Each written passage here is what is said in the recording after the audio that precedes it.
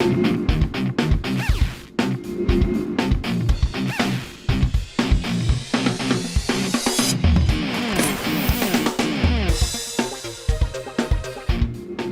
চলছে বিশ্বজুড়ে। Football, cricket ছাড়াও খেলার রয়েছে এক দীর্ঘ ফর্দ। শুধু ফলাফল নয়, গত, আজ আর আগামীর খেলাকে প্রেস বক্স থেকে আমরা দেখতে চাই ভিন্ন চোখে। আর সেই দেখাটাই দেখতে পাবেন এখন মাঠে। সঙ্গে আছি আমি, শরীফ রওশন। শুনছিলেন ক্রীড়াঙ্গনের সব গুরুত্বপূর্ণ খবরাখবর। এবার আমরা বিস্তারিত আলোচনায় ফিরতে চাই। কয়েকদিন আগে বিশ্বকাপ চলাকাল সময়ে কিন্তু অ্যাডহক কমিটি দেওয়া হয়েছে, এবং অ্যাডহক কমিটির একটি শর্ত কিন্তু দেওয়া হয়েছে কমিটি গঠনের মধ্যে। সেটা হচ্ছে 3 মাসের মধ্যে নির্বাচন করে নতুন কমিটিকে বুঝিয়ে দিতে হবে পুরো দায়িত্ব, ফেডারেশন বা অ্যাসোসিয়েশন যেটাই হোক না কেন। তবে এখনো পর্যন্ত কিন্তু সবগুলো ফেডারেশনের অ্যাডহক কমিটি দিতে পারেনি বর্তমান সরকার। তবে একজন একটু ব্যতিক্রম রয়েছে। সেই ব্যতিক্রমটা হচ্ছে সাবেক শুটার শর্মিন আক্তার রত্না, যিনি একই সাথে 2টি কমিটির দায়িত্বে রয়েছেন। শুটিং ফেডারেশনের দায়িত্বে রয়েছেন যুগ্ম সম্পাদকের পদে, এবং মহিলা ক্রীড়া সংস্থা বাংলাদেশ, যেটি মহিলা দ্বারা আসলে নিয়ন্ত্রণ হয়ে থাকে, তাদের সেই সংস্থায় তিনি দায়িত্ব পেয়েছেন সাধারণ সম্পাদক। এটা বিশাল একটা দায়িত্ব। এবার জানবো আমরা আসলে যে একই কাঁধে এই 2 দায়িত্বের চ্যালেঞ্জটা আসলে তার জন্য কতটুকু। রত্নাপা, আপনাকে স্বাগত জানাচ্ছি। আপনি তো নিজে সাবেক শুটার ছিলেন, কোচ ছিলেন, জাতীয় পুরস্কারপ্রাপ্ত স্বর্ণজয়ী একজন শুটার। এখন আপনি শুটিং ফেডারেশনের দায়িত্ব আছেন, আবার পাশাপাশি মহিলা ক্রীড়া সংস্থার দায়িত্ব সামলাতে হচ্ছে আপনাকে। শুরু হয়েছে এই যাত্রাটা কেমন? উপভোগ নাকি চ্যালেঞ্জিং বেশি? আসলে যখন আপনি একটা বড় দায়িত্ব পাবেন, এটা উপভোগের থেকে এটা চ্যালেঞ্জের মাত্রাটা বেশি হয়। কারণ আমাদের ক্রীড়াঙ্গনের যে সিচুয়েশন ছিল বিগত বছরগুলোতে, একটা সরকার যাওয়ার পরে একটা ইন্টারিম এসেছেন, সেখানে কিছু অপ্রীতিকর ঘটনার মাধ্যমে কিছু কমিটি হয়েছে এবং ক্রীড়াঙ্গনও স্থবির হয়ে পড়েছিল। সেটাকেই সচল করার উদ্দেশ্যেই নির্বাচন লক্ষ্যে হয়তো, যাতে নির্বাচনটা ফেয়ার হয়, এই জন্যই হয়তো সরকার আবার নতুন করে অ্যাডহক কমিটি দিয়েছেন। তো 3 মাসের ভিতরে যে ইলেকশনের চ্যালেঞ্জটা, এটা অবশ্যই একটা বিরাট চ্যালেঞ্জিং একটা বিষয়, কারণ পুরোপুরি এখনও আমরা গুছিয়ে উঠতে পারিনি বাংলাদেশের ক্রীড়াঙ্গনটা। তো অবশ্যই 2টা দায়িত্ব আমার জন্য এটা চ্যালেঞ্জিংই বটে। মানে এই দায়িত্বটা আসলে নেওয়ার আগে আপনি তো নিশ্চয়ই জানতেন না, হঠাৎ করেই নিশ্চয়ই আপনার কাছে সেই দায়িত্বটা আসছে। যদিও শুটিং ফেডারেশনের আপনি কোনো দায়িত্বে থাকতে পারেন এমন একটা সম্ভাবনা ছিল, তবে মহিলা ক্রীড়া সংস্থা একেবারে ব্যতিক্রম একটি জায়গা, ব্যতিক্রম একটি পরিবেশ। সেই পরিবেশের সাথে খাপ খেয়ে নেওয়াটা কতটা কালকে তো আপনারা মিটিংও করেছেন, দেখলাম আপনাদের মিটিংটা। এই মিটিংয়ের পর আসলে কি সম্ভাবনা বা কি দায়িত্ব নিয়ে আপনারা কাজ শুরু করার, মানে প্রথম দিকে কি শুরু করেছেন, কি অবস্থা? আসলে এটা আসলেই সত্য যে শুটিং ফেডারেশনের বিষয়টা আমার কাছে অনুমেয় ছিল, যে ওখানে তো কোনো না কোনো দায়িত্ব নিয়ে হয়তো যাব, কিন্তু মহিলা ক্রীড়া সংস্থার জায়গাটা আমার জন্য টোটালি একটা সারপ্রাইজিং একটা ইস্যু। তবে এটা আমি মনে করি যে দল বা সরকার আমাকে মূল্যায়ন করেছে, তারা হয়তো ভেবেছে যে এই জায়গাটা হয়তো আমি কোনো যোগ্যতার ছাপ রাখতে পারি, এই কারণেই তারা দিয়েছেন। আমরা মহিলা ক্রীড়া সংস্থার প্রথম কার্যনির্বাহী সভা আমরা করেছি। তো ওখানে আমরা ইলেকশন পারপাসে সহ আরও কিছু ডিসিশন আমরা নিয়েছি, যে এগুলো আমরা করতে চাই। আমাদের নারীদের যে খেলার অগ্রগতি যাতে আরও দ্রুত হয়, আমাদের নারীদের সম্পৃক্ততা যেন বৃদ্ধি পায় আমাদের মহিলা ক্রীড়া সংস্থার মাধ্যমে, আমরা সে বিষয়েও বেশ কিছু সিদ্ধান্ত নিয়েছি। আমরা মানে দেখেছি যে বিগত সময় আপনাদের দীর্ঘদিন ধরে এজিএম হয় না, নির্বাচনও হয় না মহিলা ক্রীড়া সংস্থার, এবং মহিলা ক্রীড়া সংস্থার দিকে আসলে দেশের নারী ক্রীড়াঙ্গনের যে বিষয়টা, সেটা আসলে তাকিয়ে থাকে। এইবার আপনারা এই 3 মাসের মধ্যে তো আসলে খুব বেশি পরিবর্তনের সুযোগ নেই। আপনারা হয়তো বা পরিবর্তনের কাজ শুরু করেছেন, তবে এটা আসলে শেষ করতে পারবেন কিভাবে, কতটুকু করতে পারবেন, সেটা আসলে আপনাদের পরিকল্পনায় পরবর্তী সময় দেখা যাবে। তবে আপনারা আসলে কতটা আশাবাদী যে আপনারা যতগুলো পরিকল্পনা এখন থেকে বাস্তবায়নের শুরু করার চেষ্টা করছেন, সেটা আসলে শেষ মুহূর্ত পর্যন্ত কতটুকু সম্ভব? দেখুন, আমরা অলরেডি যে সিদ্ধান্তটা নিয়েছি যে মহিলা ক্রীড়া সংস্থায় মহিলা কোচ ব্যতীত অন্য কোনো কোচ বা ম্যানেজার এরকম কেউ থাকবে না। আগে আমাদের যদিও 2-3 জন পুরুষ কোচ ছিলেন, যেহেতু এটা মহিলাদের ফেডারেশন, আমরা নারীদেরকে এগিয়ে নিয়ে যেতে চাই এবং নারীদের স্পোর্টসের সেক্টরগুলোতে যাতে তাদের অংশগ্রহণ বৃদ্ধি পায়, এই লক্ষ্যেই কাজ করি। সুতরাং এটা আমি মনে করবো যে আমাদের মহিলা ক্রীড়া সংস্থার জন্য এটা একটা ভালো উদ্যোগ, যে এখানে কোনো পুরুষ কোচ থাকবে না, সবই নারী কেন্দ্রিক কোচ হবে। আমরা ডেভেলপ করবো আস্তে আস্তে। তো এটা অলরেডি আমরা সিদ্ধান্ত নিয়েছি। হ্যাঁ, 3 মাসের ভিতরে হয়তো অনেক কিছু সম্ভব না, কিন্তু আপাতত এগুলো সম্ভব। ওখানে যে আমি যেটা দেখেছি যে অনেক খেলাই এখন চলছে না, কিছু খেলা তো বন্ধ, যেগুলো আগে মহিলা ক্রীড়া সংস্থা এটা করতো। তো আমরা সে বিষয়েও কথা বলেছি, আমাদের কিছু সাব কমিটি আমরা তৈরি করছি যেগুলোর মাধ্যমে আমরা যে খেলাগুলো এখন চলছে না, ওখানে বন্ধ, সেগুলোকেও রানিং করে দিয়ে যাব। সেগুলোতে কোচ নিয়োগ বলেন, ম্যানেজার নিয়োগ বলেন, ক্রিকেট আগে ছিল এখন নাই, ক্রিকেটের মাঠের যে অবস্থা এটা ঠিক করা, এগুলো মোটামুটি আমরা সবই একটা পরিকল্পনার আওতায় নিয়ে এসেছি। মানে কোন কোন খেলাগুলো আসলে শুরু থেকে স্টার্ট করতে যাচ্ছেন? এখন তো সুইমিং আছে, তারপরে সম্ভবত তাইকোয়ান্ডো ফেডারেশনে, ওরা তো ফেডারেশন কেন্দ্রিক, এছাড়া কিছু না।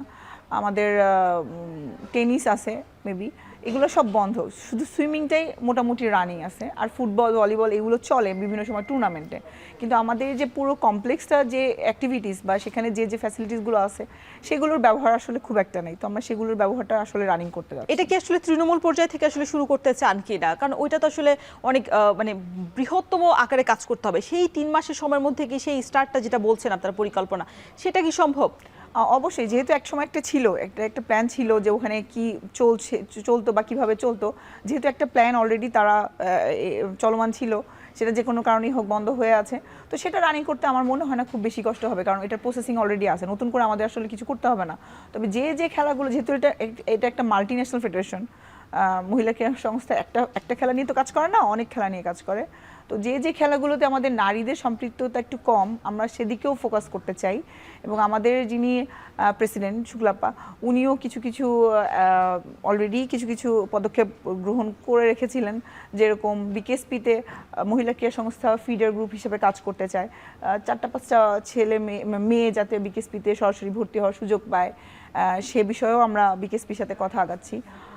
ইভেন আপনার হচ্ছে যে সমস্ত সংস্থা আছে মেয়েদের যে ক্যারিয়ারের যে ব্যাপারটা, মেয়ে খেলোয়াড়দের, তাদের সাথেও কথা বলে আমরা সেখানেও কিছু অ্যাথলেট হয়তো প্রোভাইড করতে পারবো। এই ধরনের কিছু কিছু প্ল্যান আমাদের। আচ্ছা, আপনি যেহেতু ক্যারিয়ারের কথা বললেন, সেখানে একটা প্রশ্ন করি, সেটা হচ্ছে বাংলাদেশের, শুধু বাংলাদেশ কেন, পৃথিবীর সব জায়গাতে আসলে নারী পুরুষের যে বেতনের ক্ষেত্রে বা সুযোগ সুবিধার ক্ষেত্রে একটা ভেদাভেদ রয়ে গেছে। আপনি শুটার, আপনি নিজেও আসলে সেটা তো জানেন। এই জায়গাটাতে আসলে ভেদাভেদ কমাতে বা বৈষম্য দূর করতে আপনাদের অবস্থানটা বা আপনাদের মানে কার্যক্রমটা কেমন হবে? এটা কি এত সম্ভব কিনা? মানে এটা তো শুধু বাংলাদেশের প্রেক্ষাপট না, এটা সারা বিশ্বেই এরকম। তো ভেদাভেদের যে ইস্যু, আমরা যে নারী পুরুষ সমতার কথা বলি, এটাতে তো আমার দৃষ্টিভঙ্গি টোটালি একটু ডিফারেন্ট। আমি এই কোটা সিস্টেম বলেন বা সংরক্ষিত যে সিস্টেমটা, এটা আমি পছন্দই করি না। কথা হচ্ছে যে পৃথিবী অর্ধেক নারী অর্ধেক পুরুষ, তো আমাকে চাইতে হয় পুরুষের কাছে। ব্যাপারটা কেমন না, আমার হক আমি আপনার কাছে চাচ্ছি, এটা কেমন না? আমি আপনার কাছে চেয়ে নিব কেন? হক কখনো চাওয়ার জিনিস না, সেটা হয় অটো আসবে, না হয় এটাকে ছিনাই নিতে হবে, আমি এটা বিলিভ করি। তো সুতরাং কিভাবে এই সমতা দূর হবে, আমার মনে হয় এটা একটা যুদ্ধ পর্যায়ে যেতে হবে। আপনি কখনো চেয়ে চেয়ে কখনো এটাকে সমতার পর জানতে পারবেন না, হয়তো কিছু ইনক্রিজ হবে কিন্তু কখনো সমতায় আসবে না। আপনি যেটা বললেন যে অর্জন করতে হবে, বাংলাদেশের নারীরা বিশেষ করে নারী ক্ষেত্রে তো অনেক অবদান রেখেছে। সে জায়গায় আপনি বলি, যদি শুটিংই বলি বা ফুটবল বলি, ক্রিকেট বলি, সব জায়গাতে আসলে নারীদের ভূমিকা অনেক বেশি অগ্রসর পুরুষের তুলনায়। সেই জায়গায় আমরা কি সেই মানে সেইটা অনুযায়ী অর্জনটা এসেছে, আমাদের অর্জনটা অনুযায়ী আমরা যে প্রাপ্যটা, সেটা কি পেয়েছেন আপনারা? না, এটা তো মোটা থেকে বলাই যায় যে সেটার ধারে কাছেও আমরা পাইনি। কিন্তু আপনি একটা জিনিস দেখেন, পদক আসলে পদকই, সেটা ছেলে আনুক আর মেয়ে আনুক, সেটা কিন্তু ডিপেন্ড করে না। আপনি যখন কোনো একটা গেমসে যাবেন, সেখানে যখন একটা গোল্ড মেডেল কেউ পায়, সেখানে কিন্তু দেশের নামে পদকটা ওঠে। সেটা পুরুষ পেলো না নারী পেলো সেটা কিন্তু ওঠে না। বাট আমাদের দেশের যে মূল্যায়নের খাতায় দেখা যায় যে নারীরা অনেক পিছনে। তো সেখানে এই যে আমাদের যে প্রচলিত সমাজ ব্যবস্থা বলেন, আমাদের চিন্তাধারা বলেন, আমাদের সবার সাপোর্ট বলেন, এটা নারীদের ক্ষেত্রে বরাবরই কম। আর একটা রক্ষণশীলতার উত্থান তো ঘটছে, এটা আমরা সবাই দেখছি।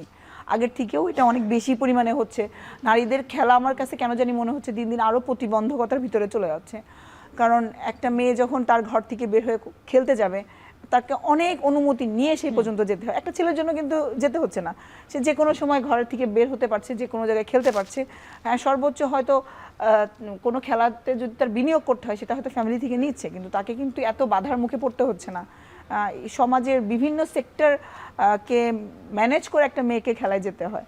আর সেই কারণে মেয়েদের চলার পথ এমনিই কঠিন। সেখানে যে মূল্যায়নের যে ব্যাপারটা আসে, এটা আসলে আমাদের যে বললাম না, সমাজ ব্যবস্থা বলেন, আমাদের সরকারের যে পলিসি বলেন, সব কিছু মিলে এই মূল্যায়নটা আসলে মূল্যায়ন কাঠামোটা কবে এটা ঠিক হবে, এটা আমাদের বেসিক্যালি কোনো আইডিয়া নেই। তবে আমরা অবশ্যই চেষ্টা করব যে যাতে এই মূল্যায়নটা সঠিক হয়। এটা তো এখন তো যেটা আমি বললাম যে আমি তো এটা চাবো না, এটা আমার জিনিস, আমার আসতে হবে, কিন্তু স্টার্টিংয়ে হয়তো চাইতেই হবে, বলতে হবে যে এটা করতে হবে। আর যখন এটা হবে না তখন ওই যে বললাম ছিনাই নিতে হবে, ছিনাই নেওয়ার প্রয়াস করতে হবে, সেই অনুযায়ী সেই লক্ষ্যে আমাদের মেয়েদেরকে সোচ্চার হতে হবে, তাদেরকেই বলতে হবে যে আমাদের রাইটস নিতে হলে আমাদেরকে এগিয়ে আসতে হবে, তোমাদের জন্য কেউ দরজা খুলে রাখবে না। আচ্ছা, মহিলা ক্রীড়া সংস্থাতে তো একটা প্লাস পয়েন্ট হচ্ছে ডরমিটরি রয়েছে, সেক্ষেত্রে আমরা দেখে থাকি বিভিন্ন টুর্নামেন্ট আয়োজন করতে, সেটা সুইমিং হোক বা ভলিবল হোক, কখন আমরা দেখেছি কাবাডিও তারা হচ্ছে আপনাদের ওখানে ডরমিটরির সাহায্য নিয়েছে। তবে আপনারা যেখানে আসলে নিজে নিজে আসলে স্বাবলম্বী, যেই জায়গাটাতে নারী যেহেতু মহিলা ক্রীড়া সংস্থা, সেই জায়গায় আসলে আপনাদের মানে অনেক ফেডারেশন বলে থাকে যে দীর্ঘমেয়াদী একটা ক্যাম্প করার কথা, দীর্ঘমেয়াদী ক্যাম্প করে তারা ভালো ফলাফল করার, তারপরে আসলে এই সুযোগ সুবিধা না থাকে তারা পারে না। যেহেতু আপনাদের সুইমিং আছে, আপনাদের সম্ভবত জিমও রয়েছে, সবকিছু যেহেতু রয়েছে, সেইগুলোর অবকাঠামোগত উন্নয়ন কি এখন মানে আর প্রয়োজন আছে কিনা, নাকি নতুন করে সাজিয়ে ঢেলে আবার আপনাদেরকে পুনরায় কার্যক্রম করতে মহিলা হবে? ক্রীড়া সংস্থার যে পুরো কমপ্লেক্স, একটা সুন্দর ধানমন্ডির মতো জায়গায় একটা সুন্দর জায়গা আছে, সেখানে একটা হোস্টেল আছে, হোস্টেলটা যদিও এনএসসির তত্ত্বাবধানে আছে। তো এই জায়গাটার অবশ্যই একটা উন্নতির দরকার আছে, কারণ এটা অনেক পুরাতন একটা জায়গা, সব কিছুই অনেক পুরানো, কোনো কিছুই আপডেটেড না। আপনি আমাদের যে স্পোর্টসটা যেখানে চলে গেছে ওয়ার্ল্ড স্পোর্টস, সেখানে যখন আপনি কাজ করবেন বা আপনার একটা অ্যাথলিট যাবে, অবশ্যই আপনাকে প্রপার ফ্যাসিলিটিসের ভিতর থেকে অনুশীলন করেই কিন্তু যেতে হবে। তো যে ফ্যাসিলিটিসটা ওখানে আছে অবশ্যই আছে, কিন্তু সেটা আপ টু দ্য মার্ক না। তো সেগুলো নিয়েও আমরা চিন্তাভাবনা করছি, আমাদের মিটিংয়ে এ বিষয়েও কথা হয়েছে যে আমরা আমাদের ওই যে ভবনটা, আমরা অফিস ভবন বলেন বা আমাদের আরও কিছু যে ডরমিটরিতে, যেটা আমি যেটা শুনেছি যে আগে মেয়েদের বাথরুমের দরজা পর্যন্ত ভাঙা ছিল। তো এইরকম সিচুয়েশনগুলো যেখানে বিদ্যমান ছিল, সেই জায়গাটাতে তো অবশ্যই একটা উন্নতির দরকার আছে, কারণ আপনার অবকাঠামোগত উন্নয়ন যদি আমি না করতে পারি, এরকম একটা কি বলবো, এটাকে অস্বাস্থ্যকর ঠিক বলা যায় না, বাট অনুন্নত একটা পরিবেশে আসলে ভালো কিছু করাটা একটু কষ্টকর। প্রাথমিক পর্যায়ে একদম শুরুর দিকে স্টার্টিং আসলে কোন সাইডটা আপনারা উন্নতি চান, বা সরকারের কাছে এই জন্য আসলে আপনাদেরকে তো একটা বাজেট পেশ করতে হয়? আমাদের যে যে কমপ্লেক্সটাতে বেসিক্যালি আমি অফিস করলাম, ওই কমপ্লেক্সটাতে 3 তলাটা অলরেডি পানি পড়ছে, ওটার অবস্থা ভালো না, প্রত্যেকটা জায়গায় ড্যাম হয়ে গেছে। যে বাথরুমের কথা বললাম যে দরজা ছিল না, ভিতরের পরিবেশটাও কেমন একটু স্যাঁতসেঁতে, সব কিছু মিলে অফিসটা তো ওরকমই। আর যেটা বললাম যে আমাদের যে খেলার যে জায়গাগুলো আছে সেগুলোরও উন্নতি করতে হবে। আমাদের যে সুইমিং পুলটা আছে, ওখানকার পানি একসময় খুবই খারাপ ছিল, সেটা কিছুদিন হলো এটা একটু পরিষ্কার করা হয়েছে হয়তো, কিন্তু এটাকেও কন্টিনিউ প্রসেসিংয়ে রাখতে হবে, সেটাও খুব একটা ভালো পরিবেশে নাই। আরও এটাকে উন্নত করতে হবে যদি আমি এই জায়গাটা থেকে ভালো কিছু আনতে চাই, তো আমাদের এই কাজগুলো তো অবশ্যই করতে হবে। বিগত কমিটির সময়ে অনেকগুলো আসলে বিতর্কমূলক আলোচনা সামনে এসেছিল, সেটা হচ্ছে যে একটা হচ্ছে নিরাপত্তা নিয়ে একটা ব্যবস্থা ছিল, নিরাপত্তার ঘাটতি দেখা দিয়েছে, যেহেতু এটা নারীদের সংস্থা বা নারীরা ওখানে থাকেন, সেই জায়গায় আসলে দেখা গেছে যে নিরাপত্তা প্রহরী আসলে খুব কম থাকে, বা থাকলেও আসলে সেই জায়গায় পাওয়া যায় না, বিশেষ করে রাতের বেলা। এইটা আসলে আপনারা ওই জায়গাটা কতটুকু নিশ্চিত করতে পারবেন এই নতুন কমিটি এসে? সেটাও আমরা সে বিষয়েও আলোচনা করেছি। আসলে এখন এটা তো একটা স্টাফ ফ্যাসিলিটিসের একটা ব্যাপার। আমাদের ফান্ডিং একটা ছিল, আপনারা জানেন যে আমাদের 20 কোটি টাকার টেফডিআর ছিল, আমাদের ইন্টারিম গভর্নমেন্টের সময় সেটা প্রধান উপদেষ্টা ত্রাণ তহবিলে ফেরত চলে গেছে, যেটা আমাদের ক্রীড়া সংস্থা জানেই না, এটা আমাদের নলেজের বাইরে রেখে এই টাকাটা ফেরত চলে গেছে। তো এই সব কিছু মিলে অবশ্যই অ্যাডমিনিস্ট্রেশন যে ডিসিশন, সেগুলো আমাদের যে কমিটি আছে সেগুলো আমরা একসাথে বসে সেই ডিসিশনগুলো হয়তো আমরা নিব। বললাম তো কিছু কিছু পদক্ষেপ আমরা নিচ্ছি, মাত্র তো একটা ইন্ট্রোডিউসিং মিটিং হলো, হয়তো নেক্সট পদক্ষেপগুলোতে আমরা এগুলো করব। আচ্ছা, আপনি যেটা বললেন যে 20 কোটি টাকা একটা মানে গায়েব হয়ে গেছে অনেকটা, এটাই বলা যায়। এইটা কিভাবে গায়েব হওয়া সম্ভব? বিগত কমিটি যখন ছিলেন, বর্তমান যিনি সভাপতি তিনি তো সেই সময় দায়িত্বরত অবস্থায় ছিলেন, এই মানে সবার আড়ালে এই এত মানে এটা তো আর 100-200 টাকা না বা লাখ লাখ টাকা না, এটা কোটি টাকার ব্যাপার। এই টাকাটা আসলে যখন চলে যায় তখন আসলে সবাই মানে সবারই কি আসলে মানে অজানা ছিল বিষয়টা? আসলে যে সিগনেটরিয়েট পাওয়ার থাকে সেটা 3 জনের থাকে। তো এখন এটা তো এফডিআর অ্যাকাউন্টের হিসাব তো আর প্রতি মাসে মাসে আসে না, এটা 3 মাস পর পর আসে। তো এই টাকাটা যখন ফেরত চলে গেছে, এটা আসলেই প্রেসিডেন্টের জানার এখতিয়ার থাকার কথা না, যেহেতু 3 মাস পর পর এটা আসে। যখন 3 মাস পর পর আপনার টাকার যে লভ্যাংশটা যখন অন্য অ্যাকাউন্টে ট্রান্সফার না হবে, তখনই কেবল এটা জানা সম্ভব, এবং সেটাও প্রথম জানবে হচ্ছে ট্রেজারার, অ্যাকাউন্টেন্ট এবং আমাদের সেক্রেটারি। তো যেটা আমি যতদূর শুনেছি বা জেনেছি যে সেক্রেটারি এটা হাইড করেছে, এটা অক্টোবরে চলে গেছে এবং সে এটা প্রেসিডেন্টকে জানিয়েছে 5 তারিখে, তো মে মাসে জানিয়েছে। তো এত দিনের একটা গ্যাপ, আমাদের যে প্রাক্তন যে সেক্রেটারি ছিল উনি এটা নিজেই তার অ্যাকাউন্টেন্টকে নিয়ে এটা নিয়ে দৌড়াদৌড়ি করেছে। এই বিষয়ে আমরা আমাদের প্রথম মিটিংয়ে আমরা একটা তদন্ত কমিটি গঠন করেছি যে বিষয়টা আসলে কিভাবে ঘটলো এটা একটু খুঁজে বের করেন। যেহেতু আমরা ওখানে মোটামুটি সবাই নতুন, ওই কমিটির সাথে বিগত কমিটির সাথে তেমন আমরা কেউ ইনভলভ না, আমাদের প্রেসিডেন্ট মহোদয় ছিলেন, উনি হয়তো ওনার সাক্ষ্যটা দিবেন। তবে আমরা এই বিষয়ে অলরেডি একটা সিদ্ধান্ত গ্রহণ করেছি যে তদন্ত কমিটি আমাদেরকে যাতে খুব দ্রুতই এটার একটা রেজাল্ট পেশ করে যে এই টাকাটা আসলে ব্যাক কীভাবে গেল। তবে যতদূর আমি জেনেছি যে ব্যাংকে এই টাকাটা এফডিআর করা ছিল, সোনালী ব্যাংক, তাদের কাছে চিঠি দেওয়া হয়েছে, এনএসসি থেকেও চিঠি দেওয়া হয়েছে, তারা এখন পর্যন্ত কোনো লিখিত জবাব দেয়নি। তারা যেটা বলেছে ভার্বালি বলেছে, তো ভার্বাল কথার তো আর কোনো ভিত্তি নাই। এই কারণে যতক্ষণ না তারা লিখিত কোনো বক্তব্য দিচ্ছে ততক্ষণ আসলে এই বিষয়টা ক্লিয়ার কাট আমি আসলে ওইভাবে বলতে চাচ্ছি। সেক্ষেত্রে কি আপনারা সোনালী ব্যাংকে গিয়ে বা ক্রীড়া মন্ত্রণালয়ে গিয়ে সশরীরে আসলে যোগাযোগ করার চেষ্টা করেছেন কিনা বা বিষয়টি জানার চেষ্টা করেছেন? এটা তো আমরা তো আসলাম এক সপ্তাহ, আমরা তো এখনো এই বিষয়ে পদক্ষেপ নিইনি, কিন্তু আমাদের যিনি প্রেসিডেন্ট আছেন শুক্লাপা, উনি অলরেডি উনি গিয়েছিলেন, উনি কথা বলে এসেছেন, যেটা গত কমিটির সময় কথা বলে এসেছেন। ওই যে বললাম তারা ভার্বালি বলেছে কিন্তু তারা কোনো লিখিত ডকুমেন্টস স্টিল দেয়নি যে কেন এটা ফেরত গেল। আচ্ছা, এটা যত ভার্বালি যেটা বলা হয়েছে যে এটা প্রধান উপদেষ্টা ত্রাণ তহবিলে এই টাকাটা ফেরত গিয়েছে, কিন্তু যেটা অ্যাজ পার রুল যে কখনোই এফডিআই টাকা যেটা আপনি সেটা তো ডকুমেন্টস থাকবে নিশ্চয়ই। হ্যাঁ, এটা আপনি ফেরত নিতে পারেন না, প্রথমত ফেরত নিতে পারেন না। আমার ডকুমেন্টস আমার কাছে, আমার চেকে, আমার অ্যাকাউন্টে আমার কাছে দেখাচ্ছে যে আমার কাছে 20 কোটি টাকা আছে, কিন্তু অ্যাকচুয়ালি আমার অ্যাকাউন্টে টাকাটা নাই। ডকুমেন্টস আমার কাছে, অথচ টাকাটা আমার কাছে নাই, আমার ব্যাংকে নাই। এটাই হচ্ছে মূল ফ্যাক্ট। আচ্ছা, রত্নাপা, আরও অনেক আলোচনা করব। শুটিংয়ের দায়িত্ব রয়েছে, আপনি নিজে শুটার ছিলেন, শুটারদের ভবিষ্যতে আসলে আপনারা কী করতে চান, বর্তমানে অনেক সমস্যা ছিল, সব কিছু আলোচনা করবো তবে বিরতির পর। দর্শক, নিচ্ছি ছোট্ট একটা বিরতি, ফিরছি একটু পরই। আমি ভরসা রাখি হিরন স্মার্ট ওয়াটার পিউরিফায়ারে। দেখছেন এখন মাঠে। দেশের সবচেয়ে মজবুত আরএফএল ল্যাডার, যা 6061 গ্রেড অ্যালুমিনিয়ামে তৈরি। শক্তিশালী এমএস ক্রসবার নিশ্চিত করে সর্বোচ্চ নিরাপত্তা। RFL ladder. আপা, 20 কোটি টাকা থেকে একটা প্রশ্ন আমার মনে আসলো আর কি, যে সকল ফেডারেশনেই তো আসলে দুর্নীতিটা হয়, সেই দুর্নীতিটা কি মহিলা ক্রীড়া সংস্থা থেকে একটু বেশি হয় কিনা অন্যান্য ফেডারেশনের তুলনায়? আসলে মহিলা ক্রীড়া সংস্থা তো ধরেন ওরকম প্রাদপ্রদীপের আলোই খুব একটা আসে না, আমি যতদূর জানি এটার অত ফোকাসড নাই। যে ইভেন্টগুলো হয় সেটার হয়তো অত প্রচার হয় না, তো স্বভাবতই যে এখানের যে ঘটনাগুলো ঘটে সেগুলো হয়তো চুপে চাপেই হয়ে যায়। তো সেখানে আমার কাছে মনে হয় সব ফেডারেশন তো বিগ, কিছু কিছু ফেডারেশন তো বিগ আছেই যাদের খরচের হিসাব অনেক বড়।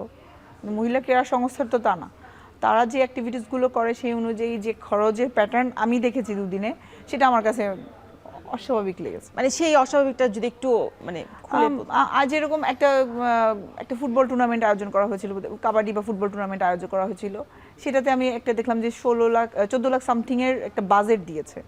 সেই বাজেট থেকে এই টুর্নামেন্টের জন্য খরচ, একদিনের টুর্নামেন্টে খরচ হচ্ছে 8 লাখ সামথিং। একদিনের টুর্নামেন্টে এত টাকা কিভাবে খরচ হয় আমি জানি না, যদিও আমরা কয়টা দল বা কয়টা কি নিয়ে শুরু হয়েছিল টুর্নামেন্টটা, এটা আমি অতটা দেখিনি, এটা রেজুলেশন আকারে ছিল, জাস্ট ওইটাকে করার জন্য ওই বিষয়ে আমরা একটা কমিটি করে দিয়েছি যে এই যে আমরা যেটা অ্যাপ্রুভ দিব, যেহেতু আমরা ছিলাম না, অ্যাপ্রুভাল করতে হলে তো আমাদেরকে এই বিষয়টা জানতে হবে, তো সেই জন্য আমাদের একটা কমিটি করা আছে যে তারা এটা জেনে বুঝে আমাদেরকে এটা জানাবে। তবে আমি যেটা হালকাভাবে যেটা দেখে বুঝেছি যে একদিনের টুর্নামেন্টে কখনোই এত বড় বাজেট হওয়ার কথা না।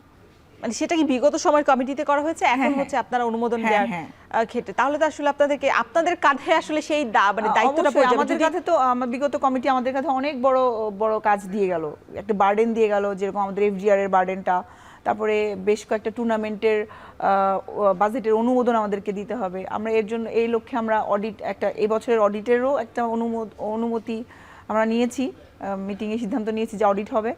আর হচ্ছে আপনার বিগত বেশ কিছু বছরের রি-অডিট আমরা আবার করতে চাই।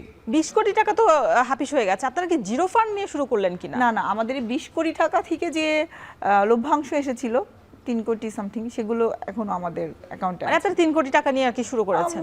অলমোস্ট, তার বেশিও হতে পারে, 4 সামথিং। আচ্ছা, আমি একটু মহিলা ক্রীড়া সংস্থা থেকে আপনার যেহেতু আপনার যেখান থেকে শুরুটা সেখানে একটু যেতে চাই। দুইটা অফিস সামলাতে হচ্ছে মাত্র এক সপ্তাহ, ওইটা তো তাও একটু, আপনি শুটিং ফেডারেশন তো তাও আপনার জানা আছে কোথায় সমস্যা। আপনারা এতদিন অ্যাড কমিটি যখন ছিল বিগত সময়ের কমিটি, তখন আপনারা অনেক আন্দোলন করেছেন, অনেক কথা বলেছেন, অনেক সমস্যা নিজেও আসলে আপনি ফাইন্ডিং করেছেন।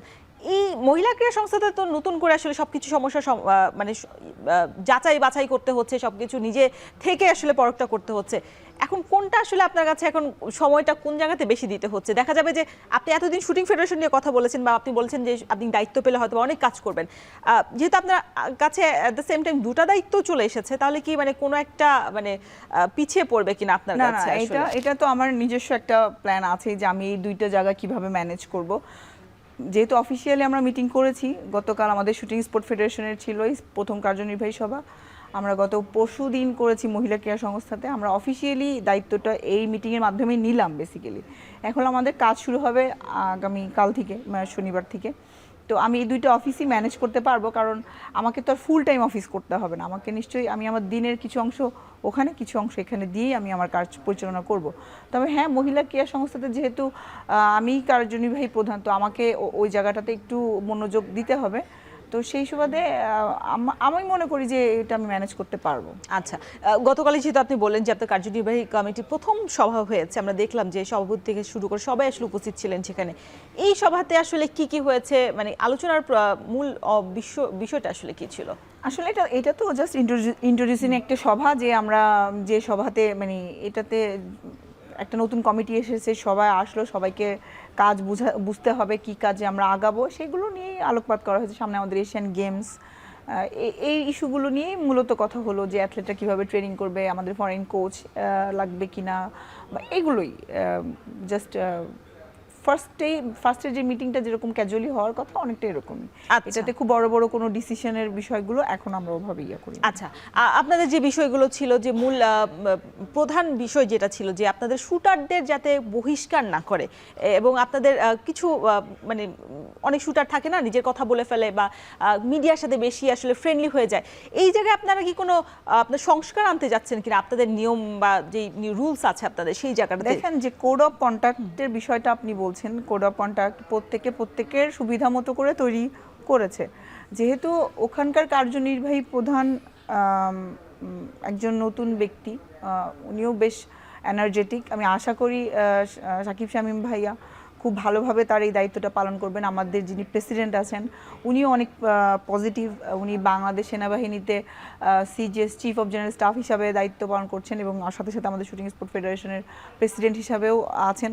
তো আমি মনে করি ওনাদের দুইজনের যে কম্বিনেশন, সেটাতে তাদের যে চিন্তাধারা বা তাদের যে পজিটিভনেস, তাতে শুটারদের সাথে যদি কোনো ধরনের অন্যায় অবিচার, আমার মনে হয় না এখন আর এই সুযোগটা আছে।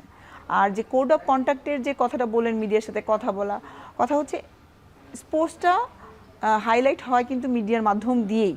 একটা অ্যাথলেটের যদি আমি পরিচয়টা বাইরে মানুষের ভিতরে পপুলার করতে না পারি, আমার খেলাটা কিন্তু পপুলার হবে না। আমার খেলাটাকে পপুলার করতে গেলে আমার অ্যাথলেটটাকেই পপুলার করতে হবে মূলত, রাইট?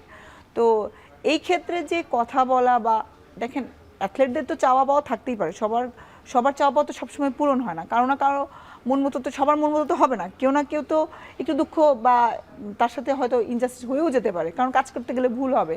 তো আমি মনে করি প্রত্যেকের কথা বলার রাইটসটা আমাদেরকে নিশ্চিত করতে হবে, কারণ আমাদের 24-এর যে আন্দোলন হয়েছে সেটা কিন্তু এই কথা বলতে পারারও কিন্তু একটা স্বাধীনতার জন্য এটা একটা টপিক ছিল, যে আমরা কথা বলতে পারছি না, নাহলে হয়তো এই পর্যন্ত এই সিচুয়েশনগুলো আসতো না। আমার কথা হচ্ছে কথা বলতে দিতে হবে। আমি যদি কাউকে কথা বলতে না দিই, আমি বুঝবো কী করে যে আমার ভুলটা কোথায় হচ্ছে, আমাকে কিভাবে সংশোধন হতে হবে? আমি তো এই জায়গাটার উন্নতি চাই। সুতরাং এই যে বিগত সময়ে যে সমস্ত ঘটনা ঘটেছে, যে সাসপেন্ড বলেন বা কথা বলতে না দেওয়া, যদিও এটা আমার একক সিদ্ধান্তের উপর ডিপেন্ড করে না এখন, তারপর আমি চেষ্টা করব যে যাতে এই ঘটনাগুলো আর না ঘটে। আমি কখনোই অ্যাথলেটদেরকে বেঁধে রাখতে যাচ্ছি না, কারণ ওপেন শোল্ডার যদি একটা অ্যাথলেট না হতে পারে, তার দ্বারা আপনি বড় কিছু অবশ্যই আশা করতে পারেন না। তবে অবশ্যই তাদেরকে একটা নিয়মতান্ত্রিক ওয়েতেই করতে হবে কাজগুলো, কারণ আপনি তো ইনডিসিপ্লিন থেকে তো আর কিছু করতে পারবেন না। বিগত কমিটিকে নিয়ে আসলে আলোচনা সমালোচনা সবচেয়ে বেশি বিতর্কই আসলে তারা নিজের কাঁধে নিয়ে আসলে তারা বের হয়েছে নিশ্চয়ই। সেই জায়গা থেকে আপনাদের এই কমিটিটা আসলে কতটুকু স্বচ্ছ? কারণ আমরা দেখেছি যে 27-28 জনের বেশি কমিটিতে মেম্বার রয়েছে। নির্বাচনের জন্য 3 মাস দেয়া, এই কমিটিটাকে এত বড় কমিটিটাকে দেওয়ার কি দরকার ছিল কিনা? আসলে এই 3 মাসের মধ্যে আপনারা এতজন মিলে কি করবেন? কতটুকু সময় বা পাবেন আপনারা? দেখুন, এখানে কিছু যোগ্য ক্রীড়া সংগঠক আছেন, কিছু প্রশাসনের লোক আছেন। প্রত্যেকেই হয়তো, যেহেতু স্পোর্টসটা বাংলাদেশে পুরোপুরি ঢেলে সাজাচ্ছে, তারাও হয়তো আগ্রহী হয়েছে। এটা তো ভালো লক্ষণ যে এত মানে বাইরে থেকে এত মানুষ, উচ্চ পর্যায়ের লোকজন স্পোর্টসে আগ্রহী হচ্ছে, যে স্পোর্টসটাকে কিভাবে সামনে এগিয়ে নেওয়া যায়। হ্যাঁ, আমাদের তো প্রত্যেক ফেডারেশনেরই গঠনতন্ত্র আছে যে কতজন সদস্যকে নির্বাচিত হতে হবে, সেটার বাইরে তো আর সুযোগ নেই। কিন্তু অ্যাডহকে যেহেতু এই ধরনের নিয়ম নাই, তারা এসেছেন, তারা যদি 3 মাস হোক বা কম বেশি যে সময়টাই হোক, তারা যদি এই বিষয়টা দেখে যান যে স্পোর্টস এরিনাটা কেমন, আমার মনে হয় আমাদের স্পোর্টসের জন্য এটা অনেক ভালো। কারণ এটা সবার ভিতরে ছড়াচ্ছে যে হ্যাঁ, কোন খেলা কীরকম, আপনার সব সেক্টরে এটা যাচ্ছে। আমাদের ফেডারেশনেই যেরকম যে সমস্ত কর্মকর্তারা আছেন, কেউ এনবিআরের আছেন, কেউ দুদকের আছেন, কেউ প্রশাসনের আছেন, তো ওনারাও যখন এই জিনিসগুলো দেখে যাবে, আমাদের স্পোর্টসের যেখানে যেখানে প্রশাসনিক জটিলতা আছে, তারা সেটা নিরসন করতে অবশ্যই সাহায্য করবে আমাদেরকে। আচ্ছা, আমরা বিগত কমিটির সময় দেখেছি খুব বেশি আসলে তারা দেশের বাইরে যাওয়ার সুযোগ পায়নি, অনেকগুলো টুর্নামেন্ট মিস করেছে, কারণ অনেক বেশি বিতর্ক ছিল, অনেক বেশি আলোচনায় ছিল। এই কমিটিটা এসে আসলে একেবারে বছরের মাঝখানে এসছে, হয়তো বা 4-5টা টুর্নামেন্ট বাকি রয়েছে আমার জানা মতে। সেই জায়গায় আসলে আপনারা ওই বাজেটটা কিভাবে করবেন, বা আপনারা আসলে অনেক ইন্টারন্যাশনাল ট্যুরের আগে আসলে ন্যাশনালেও আপনাদেরকে একটা বাছাই করতে হয় যে আসলে কার পয়েন্ট ভালো, কাকে আপনারা সিলেক্ট করবেন। সেখানে আমরা দেখেছি বিগত সময় অনেক বেশি পার্সিয়ালিটি হয়েছে, যেটা বলছিলেন যে আপনারা সবাইকে সমান সুযোগটা দিতে চান। সেই সুযোগটা আসলে এই কমিটি 3 মাসের মধ্যে কমিটি কতটুকু স্বচ্ছ থাকতে পারবে তাদের জায়গায়? আসলে এটা তো একটু টাফ একটা চ্যালেঞ্জ হয়ে দাঁড়িয়েছে, কারণ এশিয়ান গেমস সেপ্টেম্বর 17 তারিখ। আমাদের এই মাসেই একটা টুর্নামেন্ট হয়েছে ফেডারেশনে, গত কমিটি যেটা করে গিয়েছিল। কামরুন নাহার কলিকে নিয়ে অলরেডি আপনারা বেশ কয়েকটা প্রোগ্রাম করেছেন, আপনারা নিজেরা নিউজ কভার করেছেন যে ওর সাথে ইনজাস্টিস হচ্ছে। গত কমিটি এর পরেও এটা করেনি, এটা উপর মহল থেকে হস্তক্ষেপের পরেও ওর সাসপেনশন তুলতে তারা দেরি করেছে, তাকে এশিয়ান গেমসের সিলেকশন করতে দেওয়া হয়নি, এবং এশিয়ান গেমসের গেটওয়ে অফ। তো এটার স্পেশাল রিকমেন্ডেশন আমাকে দিতে হবে, সেই অনুযায়ী আমাদেরকে অবশ্যই কাজ করতে হবে, এবং এটা যত দ্রুত সম্ভব। কারণ একটা যোগ্য অ্যাথলেট একটা গেমস থেকে বঞ্চিত হবে, এটা আমাদের কারোরই কাম্য নয়।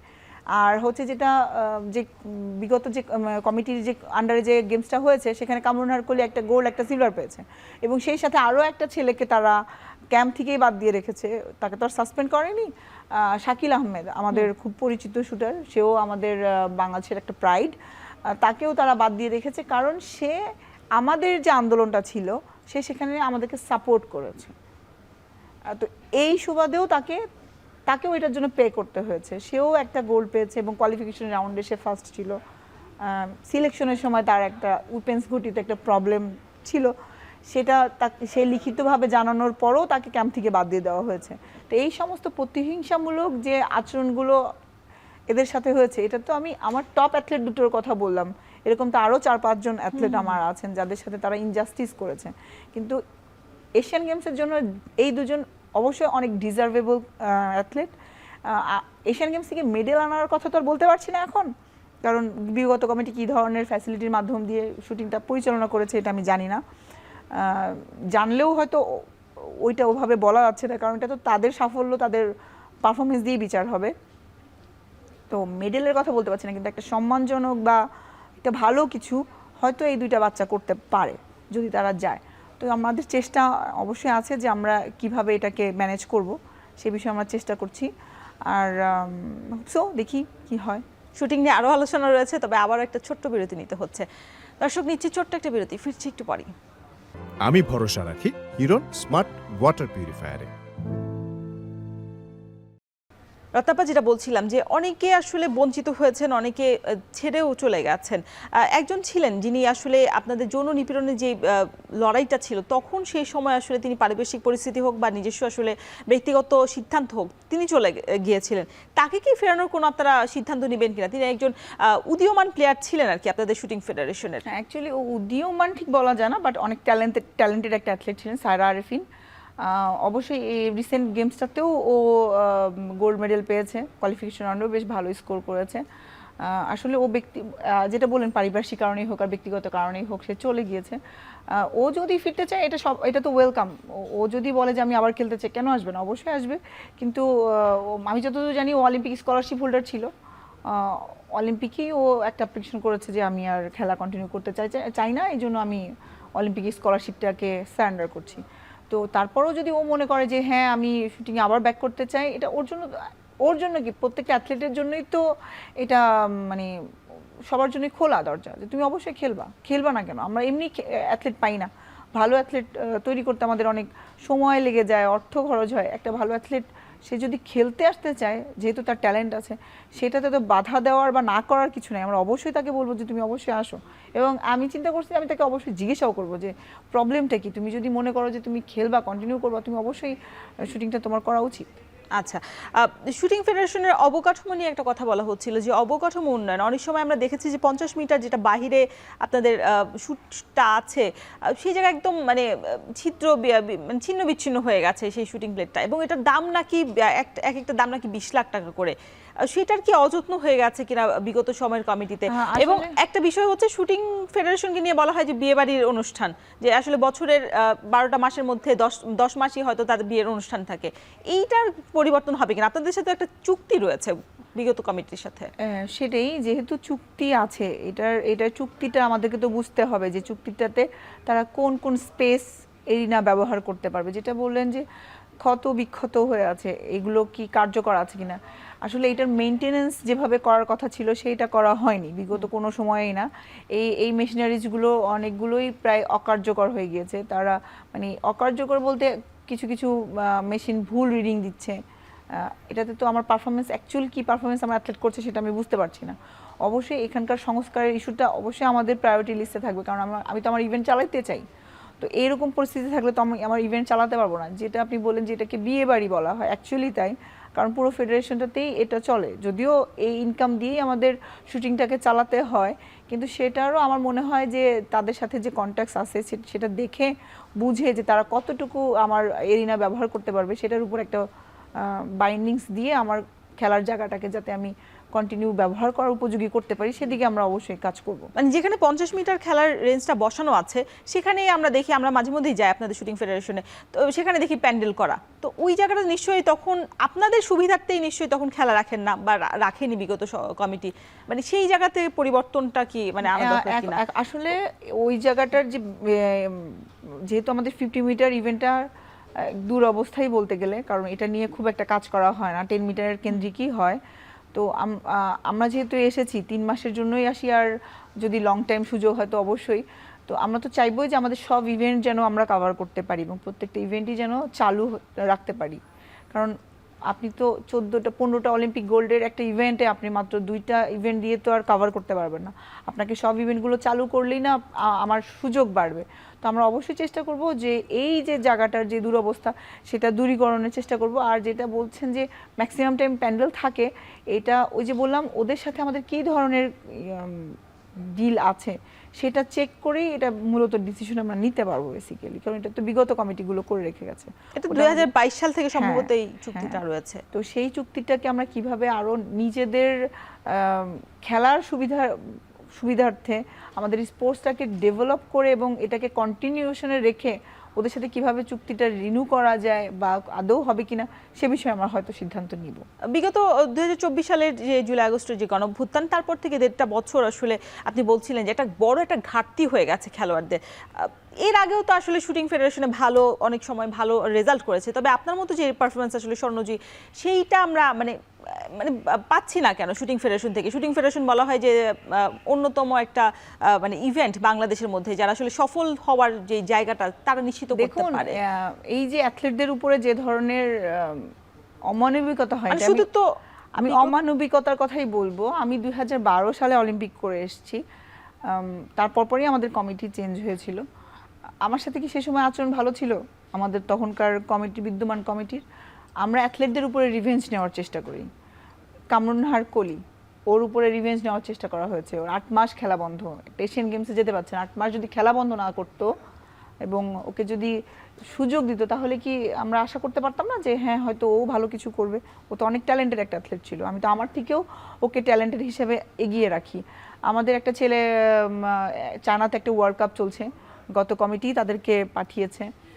ছেলেটা 630.3 স্কোর করেছে। এটা আমাদের বাংলাদেশের অ্যাথলেটদের যে স্কোর ইন্টারন্যাশনালি, সেটা হাইয়েস্ট স্কোরও করেছে।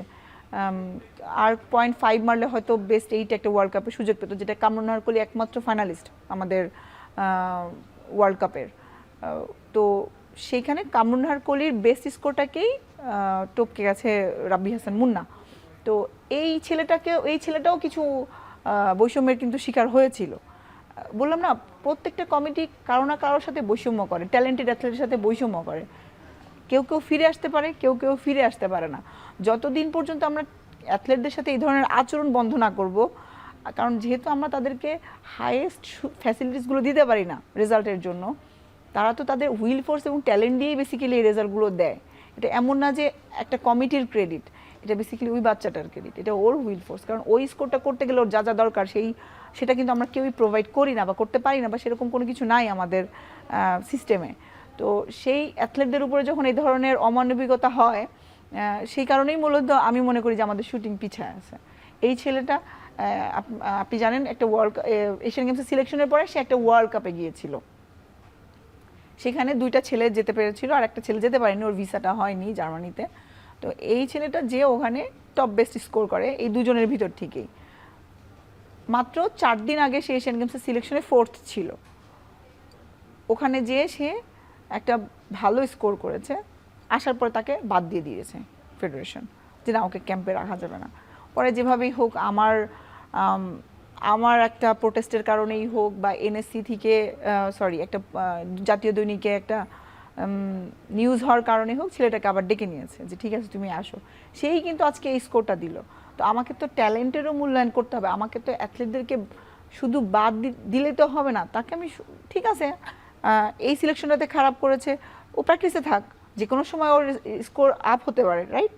তো আমরা সেই যে আমাদের যে সিস্টেম প্রসিডিউর, সেগুলো আমরা কখনো আপ টু ডেট করি না। আপনি বলতে যাচ্ছেন আগে ট্যালেন্টের মূল্যায়ন করা হতো না? না, একদমই না। ট্যালেন্টের মূল্যায়ন আমাদের বাংলাদেশে খুব কম সংখ্যক মানুষ করেছে, যার কারণে হয়তো কিছু কিছু ডিসিপ্লিনে রেজাল্ট এসেছে। 2008 সাল থেকে 12 সাল পর্যন্ত আমাদের যিনি সেক্রেটারি ছিলেন ইশতিয়াক আহমেদ বাবলু, তিনিও অনেক এই সমস্ত কমিটির দ্বন্দ্বে অনেক প্রবলেমে ছিলেন, বাট উনি কিন্তু আমাদেরকে যথেষ্ট মানসিক সাপোর্ট দিতেন। হয়তো সেটারই একটা সাফল্য আমরা তাকে দিতে পেরেছিলাম রেজাল্টের মাধ্যমে। কিন্তু পরবর্তীতে তাদের কাছে অনেক অপরচুনিটি থাকা সত্ত্বেও শুধুমাত্র আক্রোশ যে না, ও ভালো না। অ্যাথলেটদের তো আমার চারিত্রিক বৈশিষ্ট্যটা মুখ্য হওয়া উচিত না, সে পারফর্ম করছে কিনা সেটা দেখা উচিত। তাকে আমি ডিসিপ্লিনে আনার চেষ্টা করবো সর্বোচ্চভাবে, কিন্তু সে যদি আমাকে পারফরমেন্স দেয়, তাহলে তাকে কি আমার বাইরে রাখা উচিত? নিশ্চয়ই না। কিন্তু আমরা সেটা করি, আমাদের ইগোটাকে আমরা বড় করে ফেলি। তো এই জিনিসগুলো যখন আমরা বন্ধ করে আমরা প্রত্যেকটা খেলোয়াড়কে সুন্দর একটা পরিবেশে রেখে এবং তাদেরকে একটা নিয়মতান্ত্রিক ওয়েতে যখন আমরা অনুশীলনের ব্যবস্থা করব, আমার মনে হয় এই রেজাল্ট খুব দ্রুতই আসা সম্ভব। রত্নাপ্পা, আরও অনেক আলোচনা রয়েছে, তবে আবার একটা বিরতির সময় হয়ে গেছে। দর্শক, নিচ্ছি ছোট্ট একটা বিরতি, ফিরছি একটু পরেই।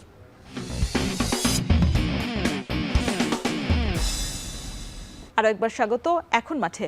রত্নাপ্পা, যেটা কথা বলছিলাম যে আপনাদের যে বিগত কমিটির দুর্নীতি যে বিষয়টা হয়েছে, আপনারা দেখেছি ক্রীড়া মন্ত্রণালয়ে আপনাদের এই নিয়ে একটা কমিটি গঠন করা হয়েছিল, তদন্ত করা হয়েছিল, আপনাদেরকে দফায় দফায় ডাকা হয়েছিল। সেই তদন্তের বর্তমান অবস্থাটা কি? সেটা কি কমিটির সাথে সাথে সেটাও কি ভ্যানিশ হয়ে গেছে কিনা? না, আসলে মন্ত্রণালয় এনএসসিতে যে তদন্ত রিপোর্টটা জমা হয়েছিল ওটা তো এনএসসিতেই আছে। যেহেতু মন্ত্রণালয় এটা উচ্চতর তদন্তের স্বার্থে গিয়েছিল, সেই রিপোর্ট অ্যাকচুয়ালি আমরা এখনও দেখি নাই যে আমাদের পক্ষে এসছে না বিপক্ষে এসেছে। তবে যেটা আমি জানি যে যেহেতু ওই সময়কার প্রেসিডেন্ট উনি একজন সচিব ছিলেন, যদিও উনি এখন ওএসডি কৃত সচিব, তো উনি হয়তো কিছু প্রভাব খাটিয়েছেন এবং ওই রিপোর্টটা হয়তো উনি হোল্ড করেছেন, অথবা সফটলি যে ভিকটিমটা আছে তাকে ছেড়ে দেওয়া হয়েছে।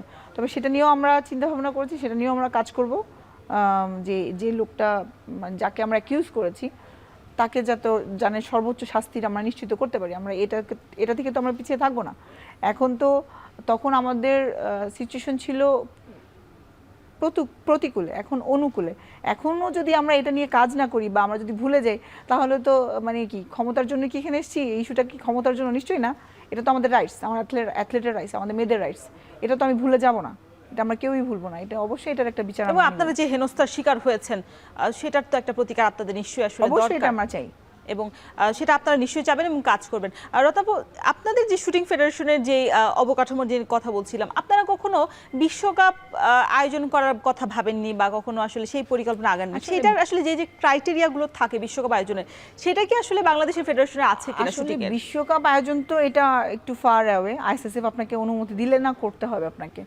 তার আগে আমরা আমাদের যে আন্তর্জাতিক যে কোনো টুর্নামেন্ট আয়োজন করার জন্য যেগুলো আইসিসিএফ স্বীকৃত, সেগুলোর জন্য আমাদের কিছু রেঞ্জ কি বলে এটাকে ক্রাইটেরিয়া আছে, যে কতগুলো লেন থাকতে হবে।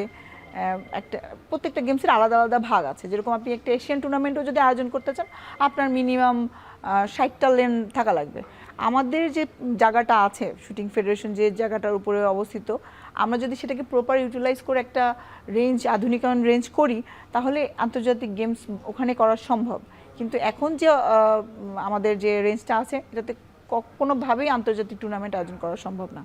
আচ্ছা, এত বছর আগে একটা মানে ফেডারেশন তৈরি করা হয়েছে এবং বাইরে থেকে দেখলে অন্তত ঝকঝক চকচক মনে হয়, ভিতরের এই অবস্থা, হ্যাঁ, রেঞ্জগুলো ফুটো হয়ে গেছে এবং এটা মনে হয় সম্ভবত ইন্টারন্যাশনালে কাউন্টের যে বিষয়টা, যে মার্ক কাউন্ট করে বা পয়েন্টের, সেটাও নিশ্চয়ই আসলে পয়েন্ট কাউন্ট হয় না, সেটাও তো ক্ষতিগ্রস্ত হচ্ছে শুটাররা। তাহলে এই জায়গায় আপনাদের পদক্ষেপটা কি আসলে এইখানে প্রথমেই ফোকাসটা থাকবে কিনা আপনাদের?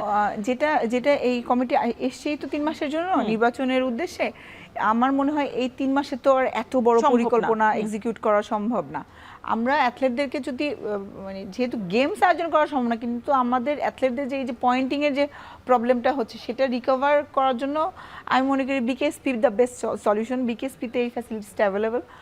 আমরা এই বিষয়েও কথা বলবো যে অ্যাথলেটদের পারফরমেন্স ডেভেলপের জন্য আমরা বিকেএসপিতে পাঠিয়ে দিতে পারি কিনা, এই বিষয়েও আমাদের একটা চিন্তা ভাবনা আছে। আচ্ছা, সেক্ষেত্রে আপনাদের এখন মানে 3 মাসের সময়টা খুবই কম, নির্বাচন দেওয়ার জন্য একটা কমিটি এসেছে। আপনাদের এখন বর্তমানে চ্যালেঞ্জটা কি মনে হচ্ছে শুটিং এই মানে তাড়াহুড়োর সময়টা? এখানে আসলে শুটিংয়ের যে রেগুলার কাজ, আমরা তো সেগুলো কন্টিনিউ করে যেতে চাই। এর ভিতরে যে লুফলগুলো তৈরি হয়েছে, সেগুলোকে আমরা একটু ঠিক করতে চাই। আমাদের অ্যাথলেটদের সাথে যে অ্যাথলেটগুলো বাইরে আছে, তাদেরকেও প্রশিক্ষণে ফিরাতে চাই। সাথে সামনে এশিয়ান গেমস একটা বড় টুর্নামেন্ট, এটাও সফলভাবে যাতে আমরা করে নিয়ে আসতে পারি, সে বিষয়েও আমরা একটু দেখব। আর এই 3 মাসের ভিতরে যদি কোনো আন্তর্জাতিক টুর্নামেন্ট বা লোকাল টুর্নামেন্ট আয়োজন করা সম্ভব হয়, সেদিকেও আমরা চেষ্টা করব। শেষ প্রশ্ন, আপনারা তো নির্বাচন দেওয়ার জন্য কমিটিটা অ্যাডহক কমিটি গঠন করা হয়েছে, আপনারা কি নিজেরা নির্বাচন করতে পারবেন কিনা বা কোনো তো বাধা নেই সেই জায়গাতে, করবেন কিনা, ইচ্ছা আছে কিনা? অবশ্যই 3 মাসের জন্যই যে আসছি ব্যাপারটা তো তা না, এটা তো আমি চেঞ্জ করতে চাই। আমরা সবাই এই ফেডারেশনকে চেঞ্জ করতে চাই, এই খেলাটাকে উন্নত করতে চাই। তো আমরা প্রত্যেকেই ইলেকশন করতে চাই, অবশ্যই চাই। মানে আসার ইচ্ছা আছে। এখন তো যুগ্ম সম্পাদকের পদে আছেন, যদি নির্বাচন করেন তাহলে সেই পদটা আসলে আপনার জন্য কি থাকবে? এটা তো আর আপনার ইচ্ছাটা জানতে চাচ্ছি। অনেকে তো এটা ডিপেন্ড করে, কারণ এটা আমরা যেহেতু একটা টিম হিসেবে কাজ করব এবং করছি, এটা তো ডিপেন্ডস যে আমরা আসলে আমাদের অবশ্যই একজন লিডার আমাদেরকে নির্বাচন করতে হবে, যে সে আমাদের লিডার। তো লিডার যেটা বলবে সেটাই হবে। না, আপনার নিজের কোনো ইচ্ছা নেই যে আমি এই পদে গিয়ে কাজ করার সুযোগটা বেশি পাবো? আমার লিডার আমাকে যেখানে দিবে। তবে হ্যাঁ, অবশ্যই আমি যে পদটা পেয়েছি, আমি তো চাইবো যে এটাই যেন আমার কন্টিনিউ থাকে এবং আমি যাতে শুটিংয়ের সাথে কাজ করতে পারি, অবশ্যই আমি এটাই চাইবো। ওকে, আপনাকে অসংখ্য ধন্যবাদ। এবং আপনি যেই আশার কথাগুলো শুনালেন, যে 3 মাসের মধ্যে আপনাদের যে লক্ষ্যটা থাকবে বা পরিকল্পনাটা করেছেন, সেটা বাস্তবায়ন হলে নিশ্চয়ই শুটাররাও আসলে তারাও সাফল্যটা যেটা আসলে পাওয়ার কথা সেটা নিশ্চয়ই পাবেন। এতক্ষণ সাথে থাকার জন্য এবং এত সুন্দর আলোচনার জন্য অসংখ্য ধন্যবাদ। থ্যাংক ইউ আপু। দর্শক, শেষ করছি এখন মাঠের আজকের আয়োজন।